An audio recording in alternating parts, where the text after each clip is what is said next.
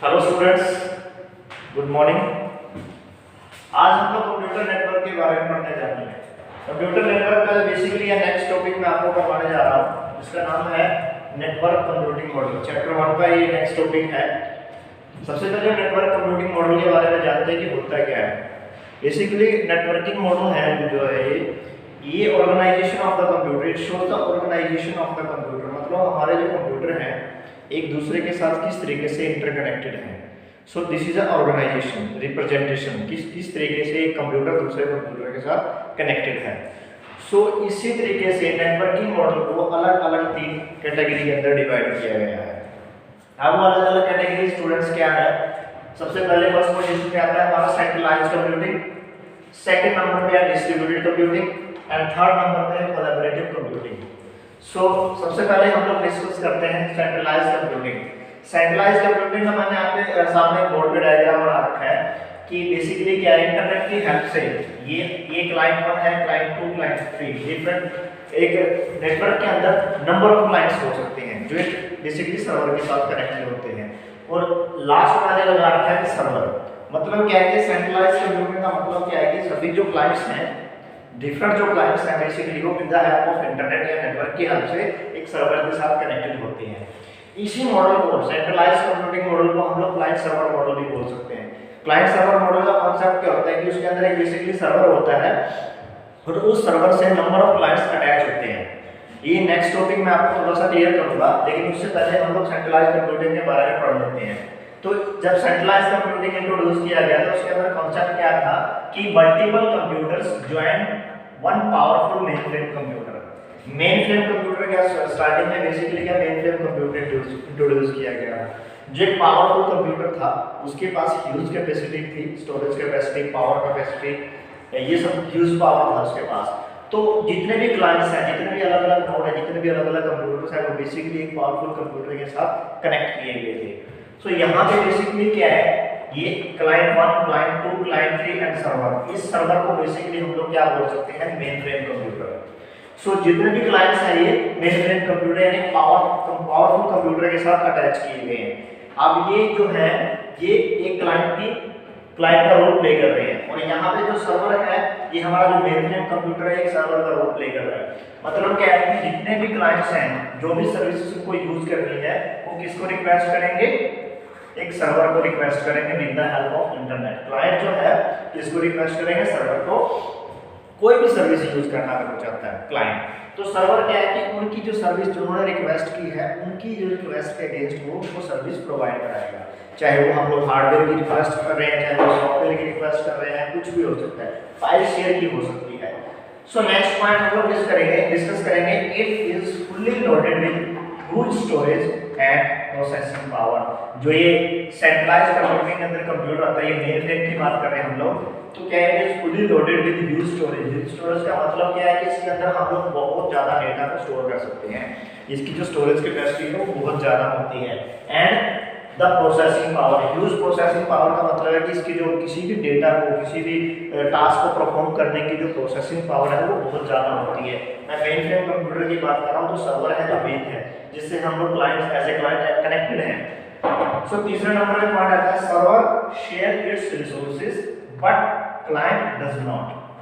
देखिए बच्चों, यहाँ पे जो सर्वर है ये मेनफ्रेम कंप्यूटर जो बेसिकली हम लोग सोच रहे हैं, यहाँ पे मान के चल रहे हैं, ये मेनफ्रेम कंप्यूटर एक सर्वर का रोल प्ले कर रहा है।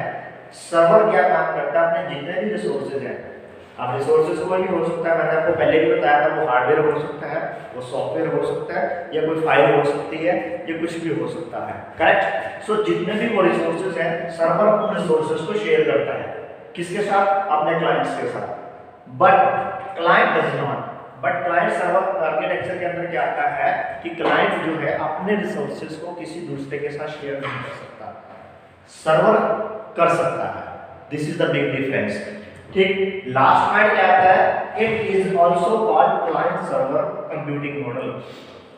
क्लाइंट सर्वर कंप्यूटिंग मॉडल भी हम लोग इसको बोल सकते हैं। क्यों बोल सकते हैं, क्योंकि इसके अंदर एक सर्वर है और मल्टीपल क्लाइंट्स उससे कनेक्टेड है, अपने रिक्वेस्ट करते हैं, उसकी रिक्वेस्ट के अगेंस्ट सर्वर बेसिकली रिस्पॉन्ड करता है। सो ये जो है हमारा एक सेंट्रलाइज्ड कंप्यूटिंग मॉडल है कि नंबर ऑफ सिस्टम एक particular main frame powerful computer system से अटैच होते हैं जिसको हम सर्वर बोल सकते हैं। करेक्ट। दूसरे नंबर पे आता है बच्चों डिस्ट्रीब्यूटेड कंप्यूटिंग। डिस्ट्रीब्यूटेड का मतलब है यहाँ पे टास्क को अलग अलग डिवाइड कर दिया जाता है, डिस्ट्रीब्यूट कर दिया जाता है। चलिए एक बात थोड़ा सा डिस्कस कर लेते हैं। पीसी मतलब यहाँ पर्सनल कंप्यूटर्स वर इंट्रोड्यूस्ड। जब डिस्ट्रीब्यूटेड कंप्यूटिंग का कॉन्सेप्ट मार्केट के अंदर इंट्रोड्यूस हुआ तो यहाँ पे बेसिकली किसका यूज किया गया? Personal computer. ठीक है जी। तो पर्सनल कंप्यूटर को यूज किया गया एंड एवरी टास्क, कोई भी काम, every task is divided into pieces. हर एक काम को अलग अलग पार्ट के अंदर डिवाइड कर दिया गया and all nodes are powered with their own. इस लाइन का मतलब क्या है कि हर एक node, node 1, node 2, node 3 and node 4, they are interconnected with each other. Correct. एक दूसरे के साथ जुड़े हैं। हर एक नोड बेसिकली है अपने आप में एक पावरफुल नोड है। हर एक की अपनी कैपेसिटी है, चाहे वो बेसिकली लगा लो स्टोरेज कैपेसिटी है या प्रोसेसिंग पावर की कैपेसिटी है। हर एक नोड की अपनी एक पावरफुल कैपेसिटी है। ठीक है, processing power, storage power. So every task is divided into pieces. हर एक काम को अलग अलग तरीके से डिवाइड कर दिया जाता है और हर एक नोड अपना एक पावरफुल प्ले करती है। सो थर्ड नंबर पे क्या? टास्क आर डिस्ट्रीब्यूटेड लाइक में क्या ले रहा हूं मैं? एक एग्जांपल ले रहा हूं। जितने भी टास्क हैं उनको डिवाइड कर दिया जाता है। जैसे कि हम लोग सिंपल सा एग्जांपल ले लेते हैं व्हाट्सएप का। WhatsApp send message multiple mobile simultaneously. WhatsApp की हेल्प से हम लोग क्या काम कर सकते हैं? मैसेज को मल्टीपल मोबाइल या मल्टीपल यूजर को एक साथ सेंड कर सकते हैं। सो this is a distributed computing. And Instagram store many images. एक समय में इंस्टाग्राम बेसिकली क्या है कि बहुत सारी इमेजेस को स्टोर कर सकता है। सो यहाँ पे जो है हमारे टास्क को डिवाइड कर दिया जाता है, अलग अलग पीसी अलग अलग टास्क परफॉर्म कर सकता है। ठीक है बच्चों। तो नंबर थर्ड पे हमारा आ जाता है कोलैबोरेटिव कंप्यूटिंग। कोलैबोरेटिव कंप्यूटिंग का मतलब क्या है कि ये दोनों का मिक्सचर है, दोनों का कॉम्बिनेशन है। किसका? सेंट्रलाइज्ड कंप्यूटिंग का और डिस्ट्रीब्यूटेड कंप्यूटिंग का। So it is a combination of both. दोनों का एक मिश्रण है and it is also known hybrid computing. इसको हम लोग हाइब्रिडिंग कंप्यूटिंग भी बोल सकते हैं। हाइब्रिड कंप्यूटिंग क्यों बोल सकते हैं? क्योंकि दोनों को मिलकर ये बना है। मैंने डायग्राम बेसिकली क्या है, दोनों को पहले अलग अलग बनाया है और दोनों का डायग्राम यूज करके मैंने थर्ड में यूज कर रखा है। ये हमारा सेंट्रलाइज्ड कंप्यूटिंग का डायग्राम है and this is the diagram of distributed. तो दोनों का कॉम्बिनेशन है ये। अब इसको थोड़ा सा और पढ़ते हैं। Nodes are dependent on some other computer. जो नोड्स हैं वो किसी अलग कंप्यूटर के ऊपर डिपेंड रहती है and it enables the computer of distributed computing to share the processing power and sharing data, resources and services। अब कोलैबोरेटिव कंप्यूटिंग का सबसे बड़ा फायदा क्या है कि ये दोनों की सर्विसेज को यूज करता है, दोनों के टेक्निक को यूज करता है। अब इसका ये हमारे कंप्यूटर्स को किस चीज के योग्य बनाता है? That we can use the services of distributed computing. हम लोग इन सभी की सर्विसेज को यूज कर सकते हैं।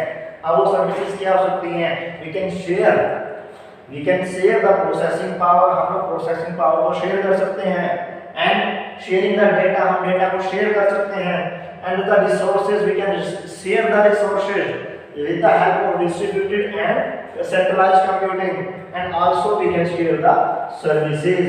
हम लोग इनकी जो सर्विसेज हैं उनको भी शेयर कर सकते हैं। ठीक है बच्चों। तो हम लोग क्या काम कर सकते हैं? हम लोग इन सभी मॉडल को ध्यान से पढ़ेंगे, समझेंगे और इनकी वर्किंग को अलग अलग डिस्कस करेंगे। सो नंबर 1 पोजीशन पे हमने पढ़ा सेंट्रलाइज्ड, ठीक है, जो मेन फ्रेम कंप्यूटर से कनेक्टेड होता है। नंबर 2 पे पढ़ा हमने डिस्ट्रीब्यूटेड, जिसमें अलग अलग नोड को अलग अलग टास्क डिवाइड कर दिया जाता है। और नंबर 3 पे हमने पढ़ा कोलैबोरेटिव कंप्यूटिंग, जो दोनों का कॉम्बिनेशन है, जो हमें इस योग्य बनाता है कि हम डिस्ट्रीब्यूटेड कंप्यूटिंग की सर्विस को यूज कर सकें। चाहे वो सर्विस हमारी प्रोसेसिंग पावर को शेयर करना है, डेटा को शेयर करना है, सर्विसेज को या फिर रिसोर्सेज को। ठीक है बच्चों। नेक्स्ट लेक्चर में आपको बता रहा हूं client server architecture and peer to peer structure.